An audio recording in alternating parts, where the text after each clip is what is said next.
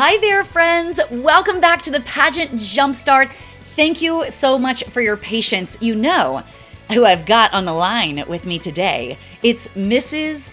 World. And she has the weight of the world on her shoulders. But wait till you see how absolutely stunningly beautiful she is, even with all of the many things that she has happening in her life. And I am so thrilled that she was able to join us today. You know, as soon as we set the jumpstart, the days and the times, they are what they are. And so when I invite my guests, I'm like, pretty please, pretty please. And so I can't even imagine what she had to rearrange in her entire life as a wife, as a mom of 3 little cuties, and as Mrs. World, not to mention all of the other many responsibilities that she does as a philanthropist in her own community, in her state, but also not just the nation now, across the world. This woman juggles a lot of things. And so we are so honored that she is able to take this time to be with us today. And I hope you all have some questions up your sleeve. I get to sit in the lucky chair and ask her all of my burning questions. Today, we're going to be clearing up some misconceptions about her system, the Mrs. World system. And we're going to be talking a lot about how she uses faith to get through every single day. So, all right, so let me give a formal introduction to Mrs. Shaylyn Ford. She is the wife to Gregory Ford, who is a pastor. She is the mama to 3 children, 2 of whom have autism. And she is the relatively newly crowned, although she's about a fourth of the way through her reign now. She was crowned Mrs. World in January, and she is doing such a beautiful job of owning this title. For those of you who do not yet follow her on social media, you've got to, because the things that she posts on social media are, of course, some of the glitz and the glam of, I'm sure, the title is a part of, but also the real life stuff that she is able to handle with grace.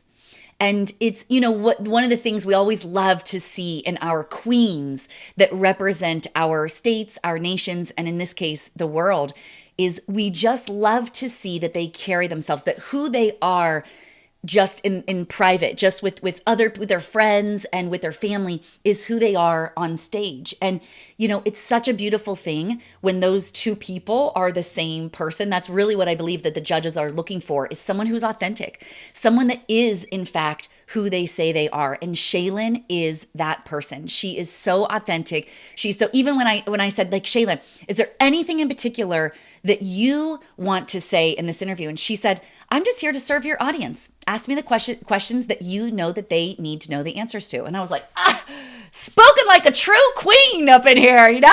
So I am so thrilled to be here, to be the conduit to bring all of her wisdom to you today. Please welcome Shaylyn Ford. Shaylyn, thank you so much for joining us. This is such a pleasure. Oh my gosh, I'm so excited to be here. Thank you for asking me to come. Thank you for asking me to be part of this. I have to say, I love that you introduced my kids and brought up the fact that my boys both have autism. My one son is already home from school, so you may see somebody come running through without a shirt on. I can't make promises. I know he has pants on. Hopefully he hasn't taken those off, but that's real life, right? That's right. Real life, because that is real life. So true. That is so true. And you know, Shaylyn, that's truly one of the things I've admired most about you, watching you come up through Ohio and then as Mrs. American and then now in the Mrs. World title. And it really is such a beautiful, it's refreshing to be able to see the behind the scenes of what real life is. And I recently, I think a few weeks ago, I was watching one of the videos that you did on Instagram where you were sharing, and I think it was from a while ago, and you were kind of sharing, like, you were sitting down on the floor feeling somewhat defeated. And you were like, you know what? This is just, it is what it is. And I'm here to, like, you were showing the room, like, you're like, look, this room is a little bit of a disaster. And you were like, but I'm here for it. Like, praise God, I get to live this life, you know? And I thought, man, that's. The video you're referring to, I ended up, it's funny because I had no intention of making a video, but I just kind of felt in the moment, like, you know what, let's document this moment. And then I ended up saving it because it was something that seemed to speak to a lot of people. My son's room was absolute chaos, and for me, seeing it and remembering back when he used to be so obsessed with order and recognizing that the chaos meant progress. And I think sometimes we really want learning to be linear. We want progress to be linear, and it's usually not. It's usually so messy and all over the place, and 2 steps forward and 1 step back, or 1 step forward and 2 steps back.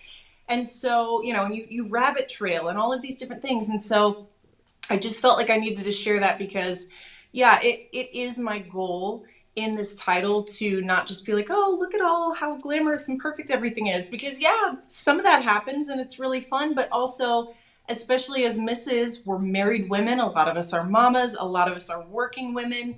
And so it's not all that. And even if you're a single girl, it's not all perfect, this veneer that people see. You get to have some of those moments and those experiences, and they're beautiful, but real life still exists for everybody. And so I think breaking down some of those barriers and letting people see the real life is super encouraging, because we have gotten to this place where we compare our lives on social media to other people, or even the person down the street or whatever. And so to be able to see somebody in my position that, there have been false reports that I have millions of dollars and all of these cars. Girl, I drive a 2013, I'm going to rock it till the wheels fall off Explorer, and my kid's room is a mess. Nobody's cleaning it. And I'm wearing this top right now, but I've paired it with sweatpants because I'm going to have to make a quick change after this and get back to other things. So being able to be real, I love that you touched on that. I think that's just super, super important, and we don't talk about it enough. That's so true. And it is important. It's not just about like, oh, showing, oh, look, and I'm also real. It's actually important to make it something that is able to be, yes, the heavy is the head that wears the crown. Yeah, thanks. Good. That was good. You're like, you know what? Speaking of getting real. I think I have like an egghead or something, because I can't keep it on straight. I gotta have somebody. I heard there's like people that fit them to your head. So if you know who these people are, put it in the comments right now. Yeah, exactly. And we'll get it to you. It's like always like, not cute. Oh, that's great. Well, you look absolutely lovely, and I know that it is not easy to always, you want to show up as your best, and I think you do such a great job of not lowering the bar of excellence, but rather managing the pieces that are able to still say, okay, what do I need to do? Well, I don't need to put on a full gown. I'm going to put on a top that makes sense for this interview, and then as soon as I'm done, boom, boom, boom, boom, boom, off to the next thing, So it's beautiful that you did that. All the hats, right? And yes. And be comfortable switching back and forth between them. So yes. I think said that so perfectly. Yeah, that's cool. So, okay, we got to learn a little bit about, so I think most people in my audience probably do know you. They may have followed your entire story, but for the benefit of those that maybe don't, let's rewind a bit to even before the Mrs. Ohio pageant. I'm curious if you could share a bit about your background in pageantry, and were you always a pageant girl? Is this sort of a natural thing for you, or was this a new decision for you to jump into? Very good question. So I'll have to back way up. Growing up, my mom was a baton twirler, so I am the most cliche pageant girl of all time, because if I was going to do a talent, it would be twirling. But I grew up being comfortable in front of people and performing those kind of things, because I was in competitions and parades and all that. So it wasn't directly pageant related, but it was being in a competitive space and showmanship and, showing your personality and those kinds of things. So I was comfortable with that. When I was, I think, around 11, I did do my first pageant, and it was Miss Twirl of Ohio, because of course that's where my expertise lied. And so the first time I was, they did multiple categories. It was all the traditional, like interview, fitness, evening gown, whatever, and then twirling. And I did really well in every category except for I got last place in interview. Dead last. So it took my score down so much that I think I was like second runner-up or something like that. And I was devastated that I had just totally bombed interview. And so that was my first time kind of being bitten by the bug and going, you know what, I want to master this. I want to get good at this. So I came back the next year. I had really practiced and worked on the interview piece and learning how to really speak my mind, and won the next time around. So that was my first foray into pageantry. Didn't do it again until I was 18. I competed at Miss Ohio USA. We always joke that, committed the cardinal sin of pageantry because I wore flats under my evening gown. I'm 5'10", couldn't find a gown. I know. That's so funny. Everybody's like clutching their pearls. I'm 5'10", couldn't find a gown long enough at that point, didn't have time or money, quite frankly, to do a custom piece. And so I just wore ballet flats under my dress. I was one of the youngest contestants, and I made top 6. And so I felt like it had won. I mean, to me, that was just like, oh, I can't believe this. I was thrilled. I was planning on coming back the next year. And then I met my husband, and I realized, nope, I would much rather get married. And so I actually got married at 20, pretty young. So we've been together 18 years now. And so I kind of just thought pageantry was done. Like, I had made that decision not to go back for it. And so I didn't think that I even had the opportunity to compete again. And so when I found out more about Mrs. Pageants, I was like, whoa, wait a second. This is a thing. This is so exciting. And so back in 2014, that was the first time that I competed for Mrs. Ohio. And I won. In the America system. And so I competed at Mrs. America, found out I was pregnant right after I won my state title. And so I competed about halfway through my pregnancy at Mrs. America. Made top 15. I was so proud that I made top 15 pregnant, because I'm like, I look like, everybody else looks amazing, and I look like I did not commit to the process. Like, I had 15 hamburgers that morning. So I was so happy about that. And I kind of just thought, you couldn't recompete in Ohio. It's a state. Some states in the American system allow formers to come back and compete again. Ohio does not. And so I thought, well, one and done. I guess that was really cool. Not going to do this again. I had no desire to compete in another system. I really fell in love with the American system. That was my home. And so I just started serving behind the scenes. Over the next years, I'm a hair and makeup artist, so I've been at every Mrs. America, working with the Ohio Queens and other states as well. And so just stayed plugged into the system, but just thought, I guess it'll always be behind the scenes. Had a little bit of a what if, kind of nagging in the back of my mind, like, what if I had been able to come in at my personal best? And not even just physically, but I was so emotionally tired. I was still throwing up sometimes at that point. I was just, it was and not this was with your first child? Was this your first child that you competed? It was my third, actually. Your third. Oh, okay, and yeah. Massively surprising baby. Did not see that coming.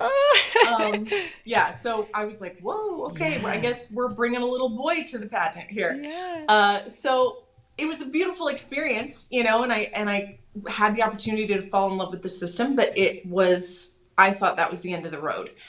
With the advent of the American category, which I know a lot of people have questions about, and I'll dive into that. That was my opportunity for a second chance. And Ohio decided they wouldn't change their rules and allow formers to compete for America again, but they would let our name stand for American only. So that's why there was a loophole. Ha ha there ha. was a See, loophole, God was moving the pieces around. He's Yeah. preparing all of this behind the scenes. Yeah. He's keeping you engaged. You're doing other people's makeup like, if there were ever an opportunity, I might slip into Yeah. it.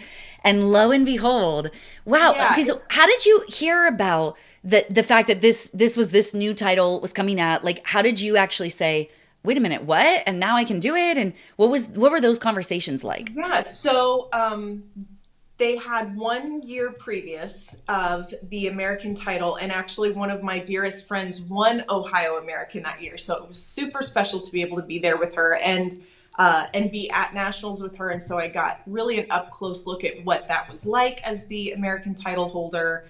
That the competition was truly basically an identical experience at the national level. And I loved it that you had a second chance at being able to go to Mrs. World as well. I just thought that was super cool. So the second year that we were going into it, the directors of Ohio have always known that I've kind of had that nagging in the back of my mind, and so they actually reached out to me and they said, "Hey, we're going to make this exception in our rules that you can let your name stand. If a former wants to come back, they can compete for the American title." And I was like, "All right, put me in, coach." And so, Yeah, sign yeah, me up. Where do it I was sign? incredible. Wow. So how So much time did you have to prepare for that pageant? I mean, it sounds like you were kind of in preparation mode, like hair and makeup is a part of your business. So that's something that yeah. is, naturally comes for you. But what did you do to prepare then, and how long did it take to prepare for the state pageant? So our state pageant happened in, gosh, when was it? Mid-June, I believe. And so it was after the national pageant in March that the directors said, "Hey, we're going to open up this loophole, so to speak, in the American division." And so I talked to my husband about it for a month or two, kind of I think about a month, kicked it around and was like, am I going to do this? Like, are we really going to commit to this? Let's think it all the way through. What happens if I win this? And what happens if I go to nationals? And what happens if I win nationals? Like, all play out all the hypotheticals. And so he actually encouraged me to wait a year. He said, I know you've got some goals that you want to hit along the way here. Personally, do you think you're ready? And I just felt in my gut like it's now or never. This is the time. And so he's like, "All right, well, then let's do it. Let's go all in. Let's push Yeah, hard." And so this is it great. was probably like late April, I think, when I said, "Yeah, count me in." And so from April to June, I guess, was that prep time. And Wow. then we had from June till November to prep for nationals. So that was nice. We had a nice long runway for that. Yeah. But then between nationals and world was like 6 weeks. And it was Yes. over the holidays. We Yeah. came home from nationals a few days before Thanksgiving and left a few days after the New Year. So that was bonkers. Yes, Um, that would be. do you want me to dive in a little bit into the difference between Let's. American and American? Let's. Okay. Yeah. So and let me give a little context for this. So there in the Mrs. World system, the Mrs. America has recently done, like you mentioned a few years ago, has now the Mrs. American and Miss for America Strong. And so Yes. there's these kind of new titles, and I think for those that haven't been competing in the system, it tends to be confusing. And so for a while, the misconception was, well, isn't the Mrs. American a first runner up? Like we crown the Miss America, and then we go the American as the first runner up, and so then there's a feeling of, oh, well, so did I get the first runner up title? And you're kind of like, going to national, but it sounds like that's not true, that might be just a misconception. And so I'm trying to make sense of it, and I think you're the Mhm. perfect person to kind of sort it all out once and for all. Yeah. So give Put it it give to it bed to us, once and Shaylin. for tell all, me right? tell me what's really going on with this. Yeah. So you are actually correct. In most cases, the American winner is the first runner up. And the whole idea behind them even adding that second category was basically our founder, David Marmel, who has actually just passed in the last year. He had the idea, people deserve a second chance. So many times the difference between the winner and the first runner up when it comes to points is a sliver. We all know that. And so he said, we may be missing out on this woman who honestly is capable of so much more, but because on that particular day a certain set of judges, put her just a hair behind this other person, that she's missing out on this major opportunity. And so they decided to add this other category. So basically the whole point is a second chance at a big dream. So for most states, yes, it is their first runner up that goes and competes for American. Occasionally, you'll have people like myself who were not technically the first runner up in scoring or whatever, because my name couldn't even stand, for the other. So I had to have the overall highest composite score to be able to be eligible for the American title. Some states, they have their fabulous face winner, which is the person who has raised the most money for our charity of choice, which is Victoria's Voice Foundation.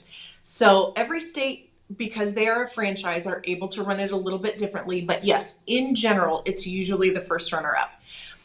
At first, I think people did feel kind of weird about that. Like you said, it's like, oh, it's kind of a, the first place loser, whatever. But when they saw it at nationals for the first time and they realized these women have the exact same nationals experience that the America class has, and you have the opportunity, I think a lot of those women are so much more hungry because they're like, oh my gosh, I get this second chance at this amazing dream that I had. I mean, I know that was true for me. I was so incredibly excited that this door had opened for me to be able to pursue something that I thought was previously closed to me. And so it really started to kind of start shifting people's perspective on the American title. And then what's crazy is I actually ended up competing at Mrs. World with the previous Mrs. American as well, because of COVID messing up everybody's schedules and making things all crazy, like my hair. Um, the Their pageant was in March and ours was in November of the same calendar year, and so they sent both Mrs. America and Mrs. American 21 and 22 to Mrs. World. So there were four representatives. It was just such a bizarre situation because of COVID. So there were four representatives from the US there. And so it was really, really cool to see that obviously myself as the winner of the Mrs. World title, being able to represent these women who had a dream they thought was dead, come back to life, and you pursue it with everything you've got. And then also the other Mrs. American from 21 was in the top 6.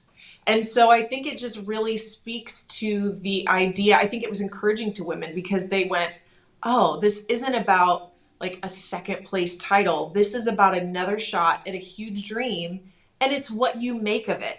If you take hold of this opportunity with both hands and really pursue it with everything you've got, this is where it could end up. So I think it's been an interesting process, and I hope that clears it up for Yeah, you. that's great. But yeah, it's been an interesting process, and I think it had a lot of negative feelings at first. But the more people have seen of it, it was like, wow, this is really cool. And Yes. it was really special on the night of Mrs. World to walk out that evening. And Elaine Marmel, who is David's wife and is still running the organization now that David's gone, I know it was incredibly meaningful to her. And we had a really beautiful conversation afterwards for her to see David's dream that he had come to fruition, and she so wished that he could have been here to see an American, the first time out of the gate, be able to come and win this title. But it was really meaningful for her, and I think made her feel so close to him. And it felt really special for her to go, you know what, he's not crazy. He had this idea and it turned out pretty cool. That's so So, true. Yeah. And I appreciate you sharing the heart of where that's all coming from. It is such and like you said, sometimes in pageantry, we see it as like, oh, it's this, awesome opportunity. It's a big dream. But for many of us, it's a small window of time that it actually makes sense to mhm. pursue. And like you Yeah, said, it's like I was feeling like, no, it's now or never. I got to yeah, go. Like now is my time. yeah, And I love that I'm reminded of the scripture that says that let no man close the door that God has opened. And that's I right. feel like this is that opportunity that for the woman that feels like, Yeah, and even if, like you said, it can truly be the first runner up. Oh, it is. And it's like, no, like I was so close. yeah. And I've been first runner up so many times. My girls know, Uh, oh, it's such a heartache to be like, oh, it's first runner up.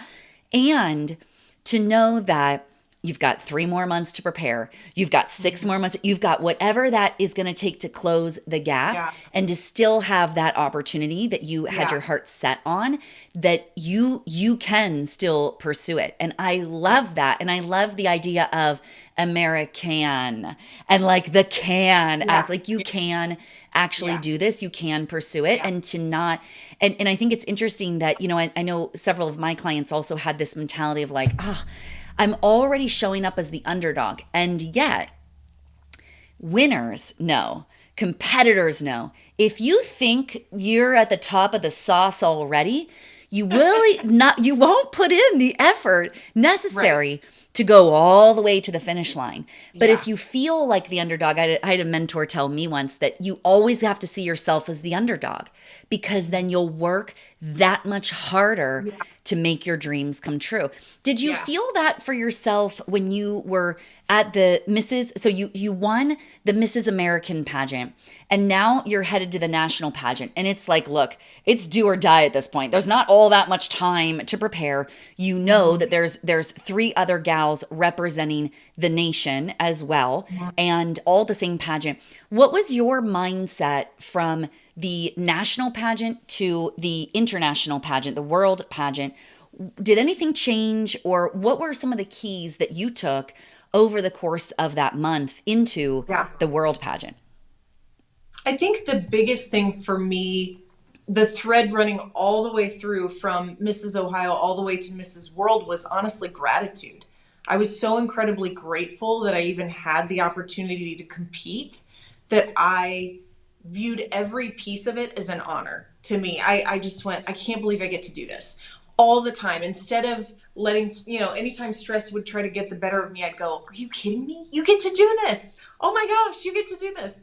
Heading into Mrs. World, I didn't have a gown. I mean, I had my gown from nationals, and I thought I would probably end up having to rewear that. When I tell you that I got my gown that I wore at nationals an hour before finals, like I got it a couple hours before prelims. We made some changes to it, sent it back. Thank God the designer lives in Vegas where the pageant was. There were like running pieces of it back and forth, to fit and whatever. I wasn't even sure if it was going to fit me until I was backstage zipping it up.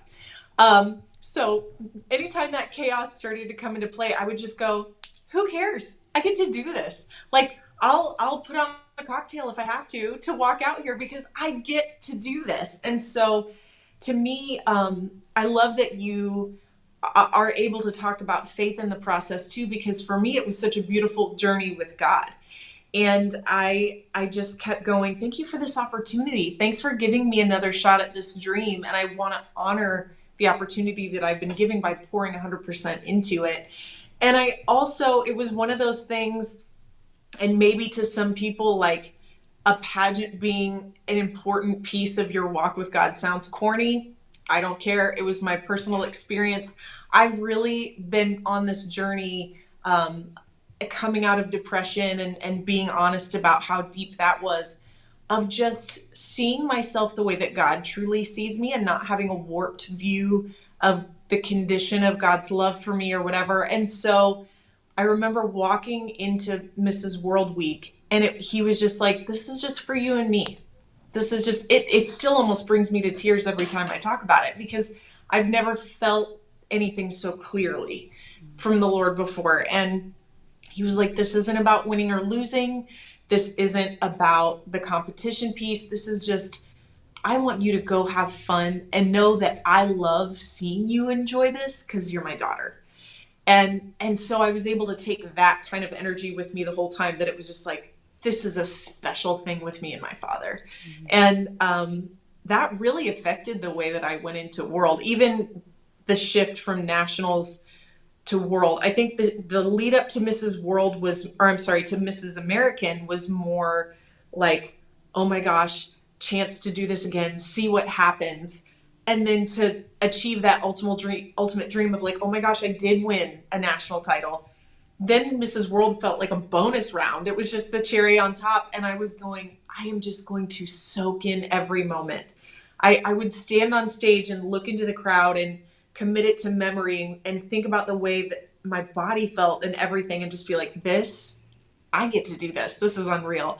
And so I think being in that headspace where you have that kind of gratitude for even just the health that you have, the chance to share your voice, the chance to talk about things that you think are important in the world, to have that sisterhood, when you view it more through that lens instead of what's the girl next to me doing, the competition piece, it just glows from inside of you, and you can see that on somebody's face, and I think it is magnetic, you know. So I rambled, I'm sorry, but No, that's so beautiful. And I do agree with you that my philosophy is that God gives us these dreams when he's knitting us in our mother's womb so that we will pursue them. So that yes, when the time is right, you get that soul hit and you're like, yeah, God, are we doing it's this, now, right? Are we yeah, doing this? Oh, we're doing it. yeah, Okay, let's do this. And then all of a sudden, he yeah, orders your steps and everything just falls right into place. And it yeah, becomes what you are now an testament to, which is his love. And you get to just say, like, this is me and God just doing this. And look what he gave yeah, his little girl. Like, how yeah, cool that you get to do this. And, everybody has dreams that we are going to have opportunities to experience like that with God, whether it's a pageant or anything else. But, hmm, like, I believe he wants that for all of us. He wants yeah, to feel that relationship, that yeah. closeness, and do it It's together. it's not all about work. I think sometimes we get in this headspace where we just think it's just about what can I do for God. And of Mm, course he wants to do work with you, but he wants you to just enjoy the beautiful things for the sake of enjoying that they're beautiful. And that was a really good lesson for me in all of this because I'm kind of work mentality type of person. And so for me to step back and go, no, it's okay. It's not only okay, it's good. yeah. He stood back on the last day of creation and said, this is beautiful and this is good, you know. And so for me Yeah. to lean into that same experience was really cool. And also I love what you said about the timing, because in 2014 I wasn't ready. I was not the woman that I was meant to be. I had not grown and experienced some things and processed some things. I had just my son hadn't even been officially diagnosed, my older son. Mm, But we had our suspicions when I competed at Mrs. America the first time. So by the time I competed at Mrs. American, I had been on this wild, long journey of, having two children with special needs, and then my daughter who is just like, on the path to be the next president. They're so wildly different. And my husband and I planting a church, and, the process of that growth and becoming who I was meant to be, and working out so many things on a soul level that needed knots that needed untied, relationships that needed healed, pieces of me that needed healed. I was not ready. I wouldn't have been a good leader. I'm never going to be a perfect leader, but I feel like I'm at a place now where I have some things that can be of value to others, and I can go, here's what I've dug up in my own life, and I want to be able to share it with you, and hopefully it brings you some value. Um, and and it's just when God has done a deep work in mm, your life, it does just overflow, mm-hmm. and you're Yeah. able to pour that out from to other people. I was pouring from an empty cup before, and I would have not done it anyone any good. Right. Yeah. Yeah. And thank goodness for judges who knew that then, so that you Mhm. could continue to pursue the bigger dream. Had you Yeah, won the national pageant then, this would not have been on the table. So, no. yeah. Yeah. Wow. This is so cool. So I want to hear a bit about a day in the life of Mrs. Ooh, World. okay. My guess is that you are responsible for managing a lot of stuff. My guess is that of course, you want everyone to roll out the red carpet and throw gifts in your place and constantly be showered with roses and chocolates. But my With guess is that it's the chocolate piece especially. You have to yes. shower me with chocolate. But my guess is, from my experience, and I'm sure yours, is that it's actually what you make of it, is what I would guess. So Yeah. could you share a bit about how you are making the most of this title, and what does it kind of look like on a day-to-day basis? It's 100% what you make it. And I love that you brought that up, because that's one of my favorite things about our organization is they don't lay out every step of your journey for you over the course of your year. You have so much freedom to do the events that you want to do, to support the things that you want to support. They do give incredible guidance when it comes to working with the Voice Foundation and Beauty for Good, which both of those, by the way, help address the opioid epidemic, which is a huge deal. It's something that's affected my life personally and people I love. So I'm really excited that I get to partner with them and that they open doors for that. But I can also do things with autism awareness because that is near and dear to my heart. So it's really cool to be able to uh, address multiple things, do things in your community on your own time, do international travel. I'll be heading to Africa at the end of May, have a couple other potential trips. We'll see what happens with those. But it is very much your own journey and what you make of it. You can get stuck in your own head and want everybody to do everything for you, or you can put your boots on and you can go get stuff done. I actually just had I commissioned someone to do a cartoon for me, like a cartoon logo of me, because I wanted to have that to be able to put on some things. And I'm literally wearing my Mrs. World gown and a pair of work boots because I'm like, it means nothing if you don't have the boots on with it. It means nothing if you just want to prance around in your heels and have everybody adore you. This is another way I put it is I'm not here to be in the spotlight. I'm here to be the spotlight. My job is to turn around and shine the spotlight on other things that women are doing around the world that are making a difference in their communities. They know best because they live there, they work there.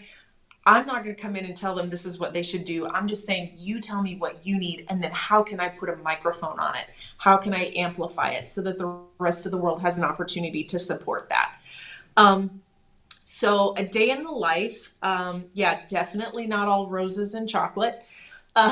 Today, I guess, for example, if we want to start with today, I got up, I had to pack because I'm actually heading to the Mrs. Colorado pageant tomorrow. So got that stuff knocked out, had to run stuff to the mailbox, get all the kids off to school, change a peed bed because people are still peeing the bed almost every night in my house. So that's, really glamorous work. And then I ran to the hairdressers. My friend, thank God she could get me in because I had roots like this long. And since I'm a hairdresser, we knew I had a window of time this big. And so she put all the foils in. I drove home, rinsed them out in the sink, went to the bus stop with wet hair, ran back in, blow dried it, threw on this shirt instead of a sweatshirt and hopped on here. So that is a very typical day for me. Yes. Wow. Oh my gosh. How do you stay organized? What are your tools for organization? Do you have like a Google Calendar that you manage? Do you have an assistant that works with you? How do you keep it all together? I love that you asked that. I am not naturally incredibly organized, so that I just have to admit that right off the gate. My husband has an assistant who, thank God, helps manage some stuff for us just collectively as well. Helps us kind of coordinate our calendars and make sure that those things. She's the most organized person on the planet. Shout out to Bethany Schonkweiler. We love you. She keeps us both on track because he and I have the same weaknesses, unfortunately, in that area. I keep a paper calendar because for some reason writing things down sticks in my brain better than just keeping things in a Google Calendar. But I do also have a Google Calendar. I have my personal stuff on there. My husband and I have a shared calendar. I actually have a shared calendar with all of the national queens. Our Miss for America, our Mrs. America, and then our new Mrs. American who got to step up. Speaking of second chances, super cool story. I hope we have a second to touch on that in a minute because it's really cool how she stepped into that title. But so the four of us have a shared calendar as well. So lots of help from family, my husband's parents, my dad.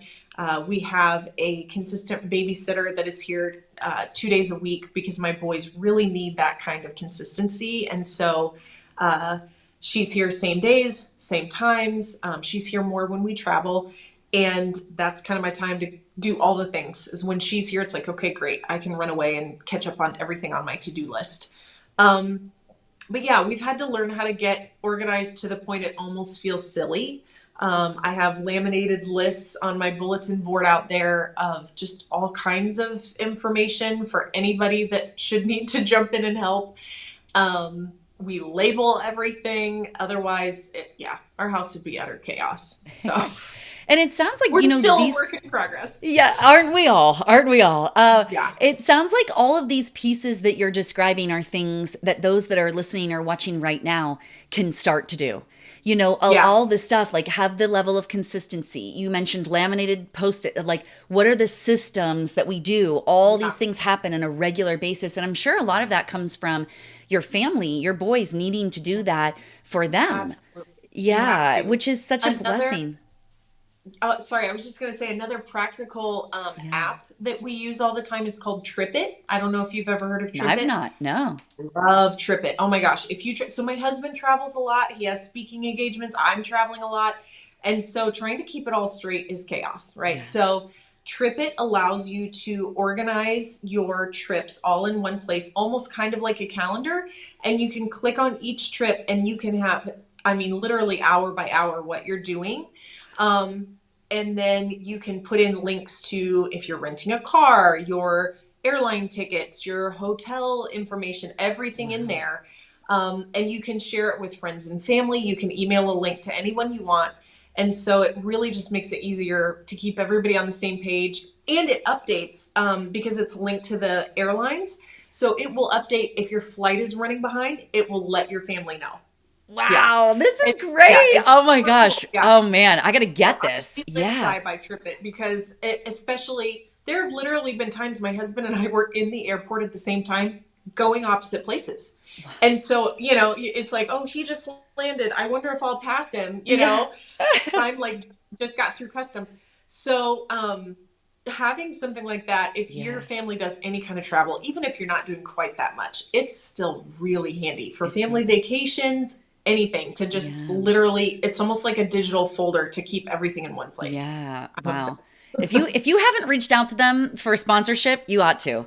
Because that was a great ad. Like, we could just send them this video and be like, we already Yeah. recorded the commercial. Don't worry. Here it is. I love it. I love Yeah, it. that's I great. would Wow. happily record a commercial for them because they've been a lifesaver on more than one occasion. That's great to hear. Yeah. Wow. So This is see what so they got. wonderful. Well, before we say goodbye, I want to honor you for everything that you are doing, because even that story that you just shared right there showcases what we want pageantry to be. We want God to be in everything that we do, and not excluding pageants. And he is. And I think it's so beautiful that you are able to see those God stories and to be able to share them with the microphone that you have, so that the rest of us can see if God is working on her behalf, and if God is working on her behalf, and if God is working on her, God is working on my behalf Yeah, too.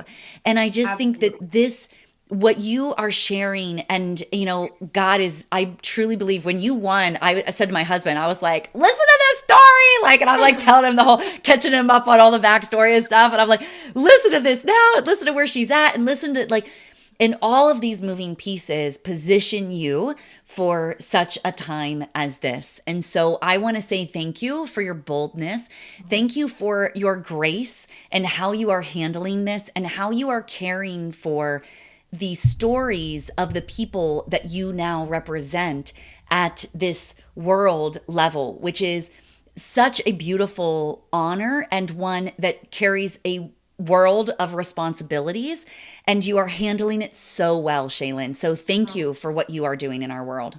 Well, thank you so much. And it is such an honor and a privilege that I do not take lightly. I still pinch myself all the time. I'm like, I can't believe this is real. And I'm so thankful to you. Thanks for providing this space for us to talk about things like this and to share openly about our faith, and to be able to talk about how God is in everything, and for creating an amazing community for all these women to be able to be part of. This is really special. Yeah, thank you for that. Yes, we do have a special group of gals. So, Shaylyn, thank you for being here. I so appreciate you. Thank you. I'm going to go put my sweatshirt back on, head back out to the bus stop for kid number 3, and I'll answer your questions in my sweats. Awesome. Thanks, dear. Thanks for being here. Bye.